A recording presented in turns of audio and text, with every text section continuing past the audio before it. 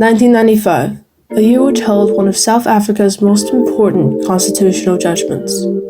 1995, a year which held a case that forever changed criminal law in South Africa by ruling the death penalty unconstitutional.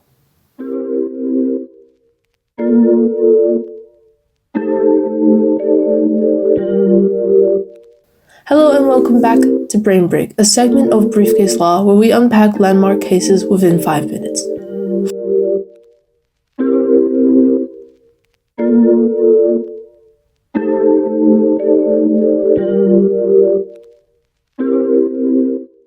Makwanyane and Mchunu have been convicted of murder and sentenced to death in a climate where capital punishment was still legal.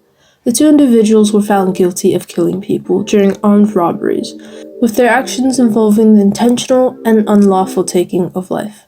Their convictions included planned and premeditated murders, which led to their original sentences of death under South African law. Here's the twist. The country had just adopted an interim constitution promising fundamental rights. The question set before the newly formed constitutional court was whether or not the death penalty violated basic constitutional rights. The justices considered that the death penalty may breach the rights to life, dignity, and freedom from cruel, inhuman, or degrading treatment as captured in sections 9, 10, and 11 of the Constitution, rights that were designed to protect everyone. As a quick note, the term justice here refers to the judicial position and title given to judges who sit on higher courts, such as the Constitutional Court mentioned.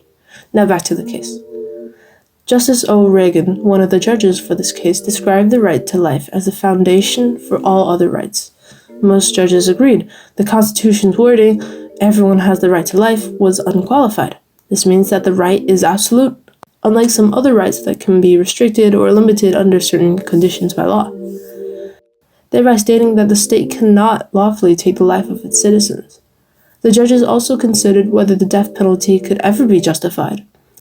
The Attorney General, or the main legal advisor to the government, argued that it was a necessary deterrent and reflected public opinion.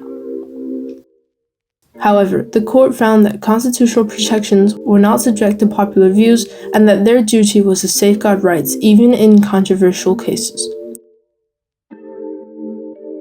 Several judges also highlighted the values of Ubuntu, a concept in African law emphasizing humanity, reconciliation, and the dignity of every person, claiming that the death penalty conflicted with these values.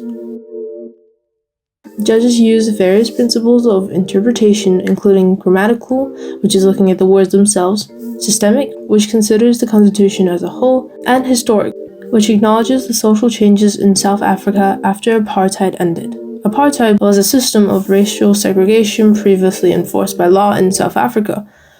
Through these various interpretations, many found that the death penalty was arbitrary and cruel.